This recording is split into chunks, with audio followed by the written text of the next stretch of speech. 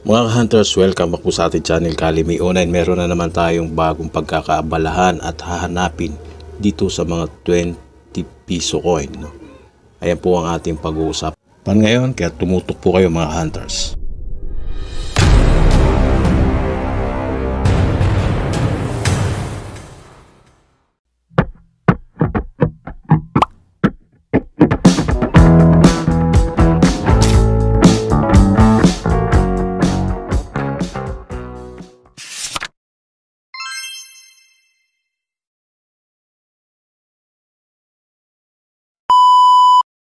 Okay mga hunters, tuloy-tuloy na po tayo. Meron na naman po tayong bagong pagkakabalaan at i-hunting o hahanapin dito sa mga 20 pesos na barya. Meron kasi akong nakita na post, no? Hindi ko lang kasi kinuha yung picture dahil wala tayong pahintulot. Kaya ipaliliwanag ko na lang sa inyo, i-demo ko sa inyo kung anong klaseng error po yung 20 pesos na nakita ko na posibleng maging rare.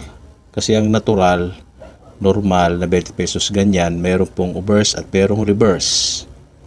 Ayan, yung harap, yung may Manuel L. Quezon, at yung likod, no? Ayan, meron siyang reverse, no? Obverse at reverse yung kanyang yung kanyang script of legend, no? Ayan ang normal, bukod pa sa ibang mga error na mga double struck error na nakita na natin noon na wala pang katulad, no? Ayan, ganito yun, no?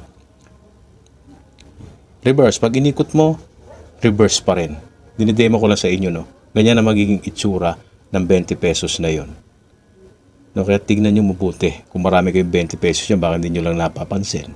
Or meron kayong makuha sa mga sukli, ayan ang hahanapin ninyo. No?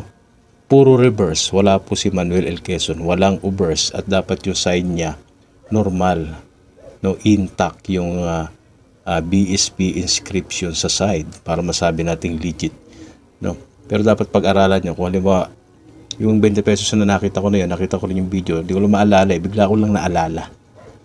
Ibig sabihin, hindi ko lang maalala kung kanino ko ba nakitang numismatic yun.